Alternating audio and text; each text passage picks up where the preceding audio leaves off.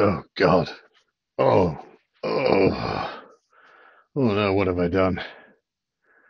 Oh God, I've let myself down. I've let my family down. I've let the country down. I've betrayed the empire.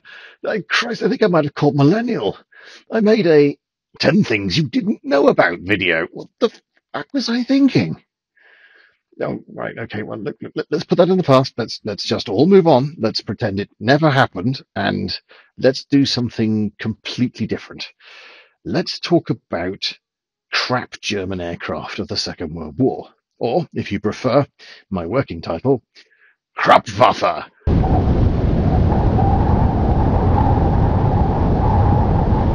No, no, too much. But fine, fuck you. It was just an idea. In that case, KBO Productions presents Shit Nazi Kit, in which we will explore some of the very worst that one of the worst states to ever have existed managed to create whilst pursuing the perfect Aryan race, embodied by their leaders. Stand back, girls. I saw them first. What a bunch of utter fuckwits. How the hell did they think they were going to establish a master race when they only have one chin and half a backbone between them? I don't get it. I don't get it. I've never got it. I've never understood it. I don't know why anybody would think any of these morons was worth following. Like, fine, I could spend 30 minutes doing an ad hominem attack on each of the top Nazis, and to be honest, it would be fun for me, but it would be shit for you to listen. So let's do what I was going to do and focus for a few minutes. Today's subject is to aeronautical history what the Zippo lighter is to the Molotov cocktail. It is the Heinkel 177A, and here's a picture of one. You might see this picture quite a lot, along with a relatively small number of videos, because the problem with planes like this is there actually aren't many photos or videos of them. When a totalitarian state creates something which is irredeemably awful, they tend not to make a huge amount of propaganda about it, and that makes getting footage quite hard. And I think, therefore, this is an excellent choice for a video-based platform in which I make a video where there's not a lot of footage to show on the video. Sometimes I'm a fucking genius. Well, okay, let's try it anyway. So, to tell this story properly, we're going to need to go back in time a bit. Before the HE177A was a mental dream on a Heinkel drawing board, and before it had started to shed bits of metal across the skies of Germany along with parts of test pilots, there was a point at which the Luftwaffe was being formed. And actually, do you know what? The formation of the Luftwaffe and how it came to be is kind of interesting. It's managed to keep the History Channel in footage for the last 30 odd years by providing hundreds of hours of propaganda. And that's very much a question of style over substance, very much like the History Channel itself. And the bit it skips over is the amount of cock-ups, dead ends, disasters, balls-ups, wastes of money, infights, and all the many things that went along with one of the most dysfunctional parts of the German war machine. And it goes a long way to explaining why Germany lost the war. At the risk of offering spoilers to those who may not have read as far forward in their history books as 1939 yet, the first couple of years of the war went very, very well for Germany, and then it went unbelievably badly for 3 years. And very roughly, the Luftwaffe was useful as a strategic tool for, if we're being generous, 18 months, after which it just became a drain on the Nazi state's resources, and it was never as effectual as it should have been. It started the war by helping to kick the crap out of Warsaw. It managed to get troops into Norway, although at huge cost from the point of its logistics. Ju-52 planes got shot out of the sky all the time, but it did get troops to Norway. It made Rotterdam surrender. It caused some trouble for the French armour during the attacks on France. And then it kind of bombed some stuff in the Channel for a bit. And after that, the RAF kicked the living fuck out of it during the Battle of Britain. And it never really recovered. It was able to strike out, certainly. It was able to bomb places. It was able to cause trouble. But it never recovered its position as a strategic war-winning tool that it had been envisioned as. And this, of course, is very much a hindsight reading of its role. At the time, it felt incredibly powerful and incredibly dangerous. And you know what? Air power is incredibly scary when you're on the receiving end of it. Just ask any Panzer driver in June 1944 that was in the Normandy area what it felt like to have the full weight of a modern Air Force land on you. Not good, and quite brief, I would imagine. And you can say a lot of things about Nazi Germany, and I have and I will, but one thing you can't ignore is their capability for propaganda, and the Luftwaffe is about propaganda. This is a state who simply had to tell everybody how big their stuff was, how much kit they had, how awesome they were, even when things were going to hell in a handcart. Obviously, no state does that today. Of course, why would they do that? Anyway, into this intellectual vacuum strode Hermann Goering. Now, Goering, according to Goering anyway, was a key figure in the history of the Nazi Party. After his capture in 1945, he told his life story to his American interrogators. And according to him, he was the World War I fighter ace who'd seen the light and become one of Hitler's old fighters in 1922. In 1923, he'd helped with the botched beer hall putsch, where he, Hitler, and a few other right-wing nutjobs had attempted to seize power from the elected government of Bavaria. Not the sort of thing that happens today. Of course, no one would ever incite a mob to march on the seat of democracy. Afterwards, Goering claimed that he was the powerhouse that held the Nazi Party together, the man who, during Hitler's incarceration, ensured the vision of Nazism was pushed forward. It was Fat Man who had effectively dissolved the Reichstag along with all political parties by forcing through the Enablement Act in 1933. It was he who had introduced the racial laws known as the Nuremberg Laws, which began the Holocaust in 1935. It was he who told the world about the war-winning aerial armada that meant that when the Nazis marched into Rhineland, into Austria, into Czechoslovakia, the Allies backed down each and every time. Now, these achievements were, when you get right down to brass tacks, almost all complete bullshit. Goering had indeed been a physically brave warrior during World War I. He'd flown many dangerous missions. He'd been part of the Richthofen squadron. In fact, he'd commanded it. But by the end of the war, he was broke. He had no idea what he wanted to do other than be an army officer. And when he fell in love with his first wife, she demanded that he went and tried to find a proper bloody job. And the Nazis had paying positions going for him, so he joined up. Goering's primary contribution to the beer hall putsch was getting shot in the nuts. He developed a drug addiction. He fled the country. He got locked up in a lunatic asylum for addiction twice. By 1932, he'd returned to Germany and became president or speaker of the Reichstag after getting enough bribes together to satisfy Hitler that he could raise money for the party, not because he was beloved by his colleagues. Indeed, he'd been considered a very awkward and difficult person to work with. And after Hitler had been incarcerated, he didn't see Goering again until 1932. That's 10 years later, or nearly 10 years later. The Enablement Act that he took so much pride in wasn't his idea. It wasn't written by him, and his role was simply to ignore the 81 communist deputies when he was counting votes, a role which was made considerably easier by the fact that he had half of them thrown into the concentration camps he'd illegally built and was operating. Not exactly a masterstroke of political cunning, so much as balls to the wall outright kidnapping and torture of the opposition, and in some cases murder. The 1935 Nuremberg laws, if you're not familiar with them, this is something you absolutely should learn about as quickly as you can, laid the groundwork for making Jews in the Nazi states non-people. I'm not going to get into lots of detail here, not least because it's a very long, very complicated, fascinating story which deserves proper time and attention spent on them. But these are the laws which fundamentally started the Holocaust. This is where the oppression began. And to be honest with you, Goering presented them, but he didn't really know what they were or how they worked. He hadn't drafted them, and he only introduced them because he happened to be president of the Reichstag, and the moment was right because it was a Nuremberg rally that year, and he wanted to show off to Hitler. Goering's great rival Goebbels had done most of the propaganda work that managed to put the idea of the Nazi war machine in the minds of the West. And in the process, by the way, Goebbels had actually managed to provoke the West into rearming just in time. The plane we talked about last time, the B-17, wouldn't have existed if that propaganda hadn't been put out there. I'm just saying, propaganda is a two-edged sword, and certain leaders in the world should always remember that. My point here is both that he was incredibly busy doing stuff and being what young people today might call an influencer.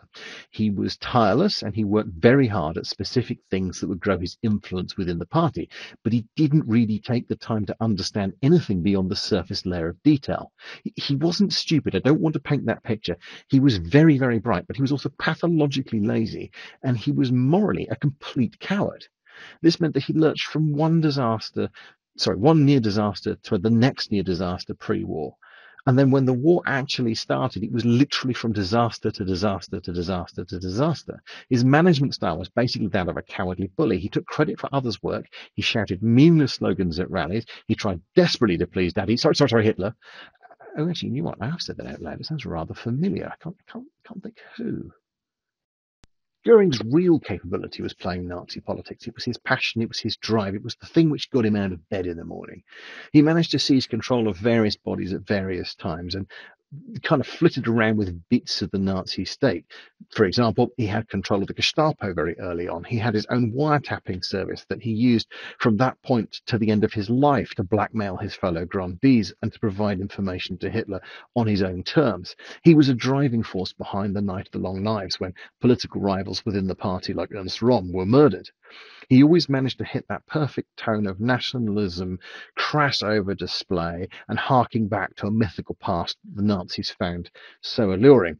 Now, again, obviously, there are no figures today that do that kind of, oh shit, fuck. Okay, all right. None of this, you will note, has anything to do with the job he picked up almost by accident in 1933. To wit, he became head of the Luftwaffe. Actually, I should be clear, he became Kommissar of the Luftwaffe. There was already a chief of staff in place. We'll come to that in a second. Up to that point, the Luftwaffe had done an awful lot of things which were really quite difficult, particularly because they were supposed to be a secret organization that didn't exist. They were banned under the Versailles Treaty. So, for example, they had established training bases in the Soviet Union. They'd managed to train a bunch of pilots using the civilian airliner Deutsche Lufthansa. They'd managed to get a bunch of training clubs together as glider clubs. They'd managed to create sporting associations, which also began to train pilots and troops. And they developed various relationships with people like Heinkel and Messerschmitt, who were creating on-paper designs for planes that could potentially be built and sold abroad. But of course, they had no intention of actually doing that. This was all quite difficult, quite hard, quite complicated, and quite technical, and really wasn't Goering's bag.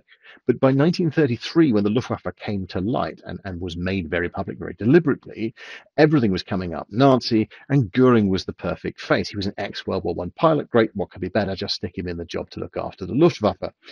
He'd done fuck all about it to that point. His view after then was, look, my one is going to be bigger than your one. And that applied equally internally to the German state and all of the people that he was supposed to be working with as his colleagues, everybody else in Hitler's circle, but also the world. He was going to have the biggest, the largest, the noisiest, the fastest. And those sort of characteristics were the things which always attracted him. It was essentially a childlike approach to management. He left the specifics of how to get to those points, how to create those aircraft, how to buy those aircraft to his deputies, who, if they didn't achieve the results that he considered acceptable, he'd blackmail them, humiliate them, bribe them. Occasionally he had them killed. And I'd be sympathetic to them, except each and every one was a Nazi bastard. So frankly, fuck them, they had it coming. But this isn't a great management style. Goering had around him a few key staff at the Luftwaffe at this time, old connections or comrades, people he'd known in the army or the party or one of his many side businesses. The first and most prevalent, I mentioned a minute ago, was Walter Wever. Now, Wever was the chief of staff of the Luftwaffe. And you've got a commissar and you've got a chief of staff. This doesn't really work very well. One of them is going to lose out. Now, Wever died in a plane crash in 1936. There isn't any suggestion that Goering had him whacked. However, his death was incredibly convenient and the timing worked quite well. Now, the interesting thing about Wever and why I've picked him out in particular was because he was a huge fan of strategic bombing. Now, he didn't really see it in the same way that the RAF saw strategic bombing, that is specifically to go after factors of production in the enemy state. He saw it more along the lines of trying to take out the enemy's air force on the ground, probably break up army units, probably go and do a bit of dive bombing, but only a tiny, tiny bit. And mostly it was there to act as its own arm. The second key person in all this is Albert Kesselring, an ex-army lad who simply thought that the Luftwaffe was essentially flying artillery. Kesselring was a man he was supposed to sit as head of strategy under Wever, but again, he kind of had an overlapping role, and they did not see eye to eye or like one another. And then there was Ernst Udet, who during World War One had been in Goering's squadron as his second in command.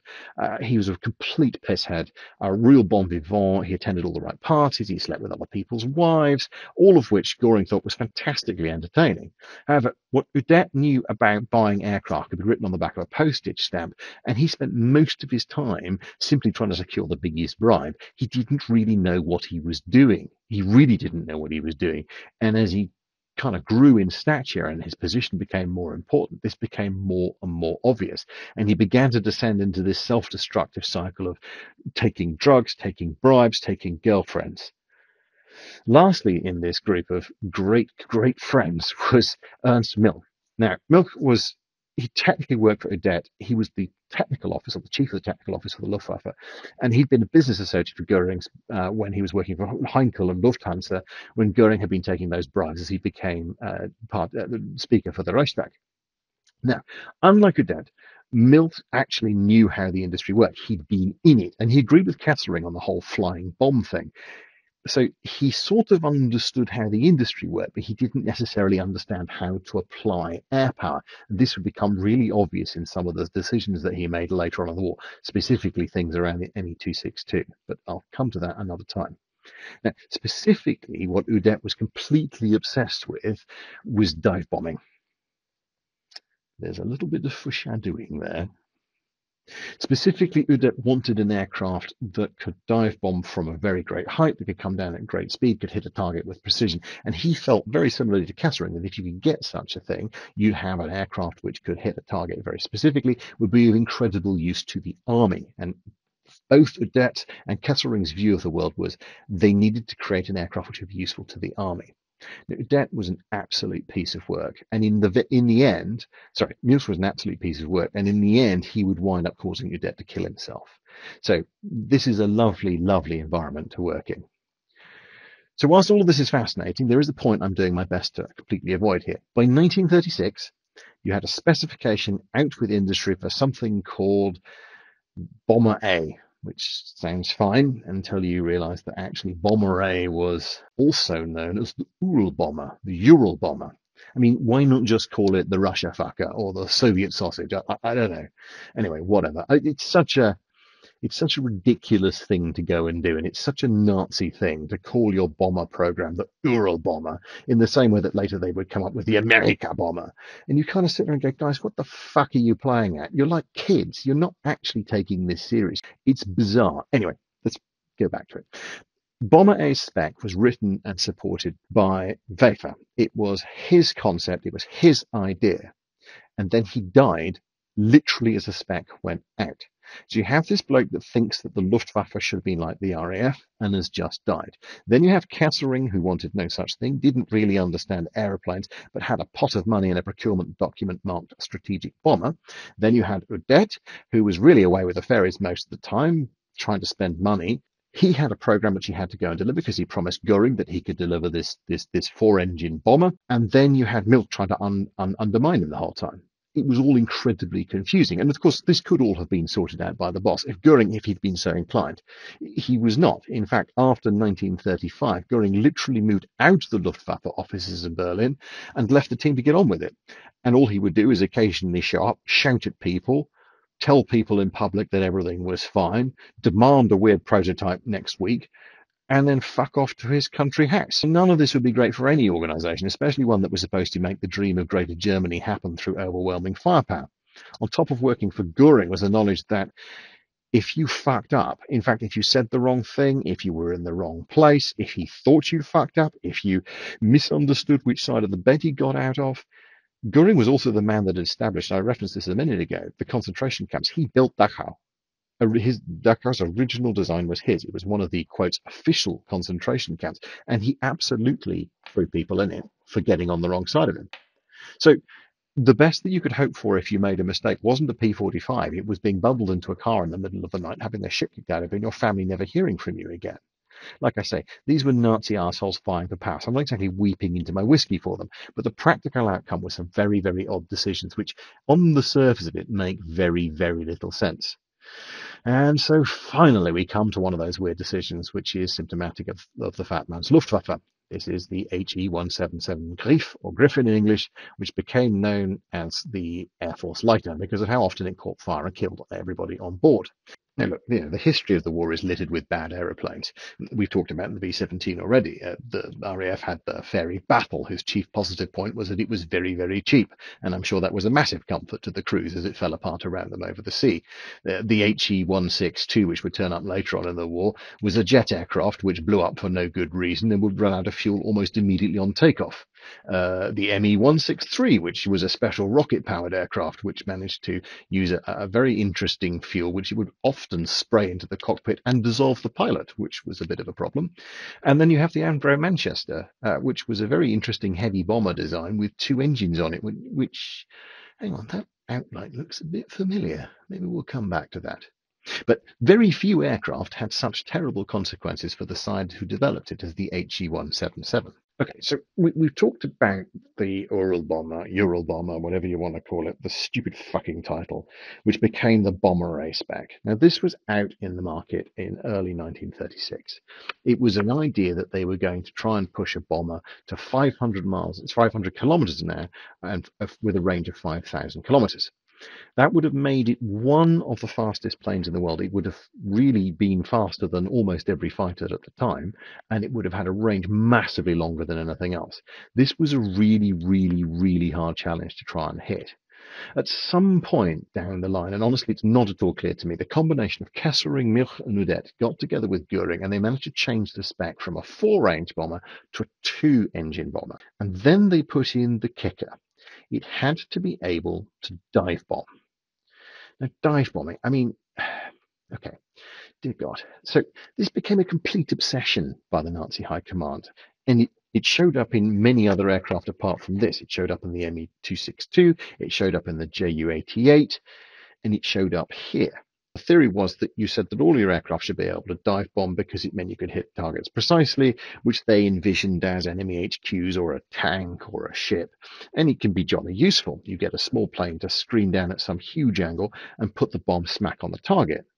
And between the wars, various folks, including the very infamous Billy Mitchell, had gone nuts for the idea of bombing as a cornerstone of air power. And this led various far-sighted German military thinkers, particularly army men, to see dive bombing as a brilliant A++ super good idea, which was subsequently going to be reinforced by successes that they had in Spain during the Civil War with the Stukas, for example. Adding that to people like Kesselring, who were primarily soldiers and not airmen, but in charge of bits of the Luftwaffe, and they saw flying in terms of a tactical battlefield with a technical overlay on it, and this was just another weapon like a big artillery piece. So it kind of made sense to them that you needed dive bombing.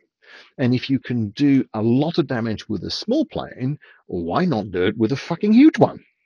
I mean, bollocks to bomb sites. They're complicated. They cost a lot of money. Just ask the Americans. Why don't we just get our gigantic metal eagle to dominate our enemy? Sorry, but you get the point. This is the bigger is better bullshit. It's just so Nazi. We do it with a small thing. Let's scale it up. It's bound to work. Of course it fucking is. Wankers. So the thing is, the 177 was big. I mean, it was biggerly big. It's the biggestness. It's vast. This thing has a wingspan of over 100 feet tip to tip. That's comparable with a B-17, with a Avro Lancaster, with a B-24. Now, let me show you something. Here are some pictures of well-known dive bombers. That's a Stuka Ju-87A. That's a Douglas Dauntless. That's a Curtiss Helldiver. Now, the non-engineering types amongst you might be able to be getting an idea of the problem. You do not stick a 4-engine, 100-foot wingspan bomber with a all-up weight of 30 tons into a dive unless you want to meet your maker at very high speed. And in all fairness, the Luftwaffe High Command weren't totally insane all of the time, so they came up with what they called the shallow dive technique, which was still way more aggressive than anything you'd ever want to try at home in a 30-ton aircraft. The first problem, and quite often, frankly, the last problem, was that the wings fell off. I mean, quite a lot, actually. This was a bit of an issue for those inside because they did hit the target, but unfortunately they hit it bodily. Now, in fairness, this whole detachable wings thing had been predicted, which is why you will note this is a 100-foot wingspan plane with 2 engines. You got you there. It doesn't have two engines. It just looks like it's got two engines. It's actually got four, because of course they did. They just stuffed two on top of each other like mating rhinos and shoved them in the space for a single engine so that the drag would be reduced. And now you get back to the all-important business of dive bombing and trying to outrun fighters. Except, of course, you've put all the pressure and weight into 2 points on the wings, and when you put it into a dive, after a few times, the wings still fall off. About 20 was considered the very, very most you could do before you would die. And this meant that it needed to be completely redesigned with loads of extra girders and bits of steel, and that leads to weight. And weight means you can't go as far and you can't go as fast. That whole engines get cozy thing also means a major issue for cooling. Not for the last time, a Benz engine had a huge problem when it was put into too small a space to try and reduce drag. And actually, reducing the space the engines they could sit in meant it was packed in far, far tighter than was sensible. These engines had been used in other places, and they had worked, but they had more room. And they were fiendishly complicated, which meant they broke down regularly. They were virtually impossible to service, and as a result, they pretty much caught fire mid-flight every time. The first 5 test pilots were killed in prototypes that caught fire, crashed, and died. And this should have delayed production because, of course it should have done, but these guys are Nazis, and if you don't go ahead with production, Göring will throw your ass in a concentration camp. So what they did is they pushed on with production anyway whilst they worked on a new cooling system that ultimately also didn't really work. It's worth comparing this with, say, the Allied program around the Typhoon, which suffered similar kinds of problems. It too had a problem that it killed test pilots. It too had a structural integrity issue. But instead of pushing on regardless and trying to get the damn thing produced, and let's not forget at the time, we were in deep shit in the UK. We needed new aircraft. We stopped, paused, worked out what the problem was, came up with a fix, and then production started, not the other way around. And that way, we didn't kill any of our highly trained crew, bugger up the name of the aircraft to make everybody not want it. We could also produce it in sufficient numbers that we could put it over the enemy in a way that would do some damage. The HE-177 never managed that.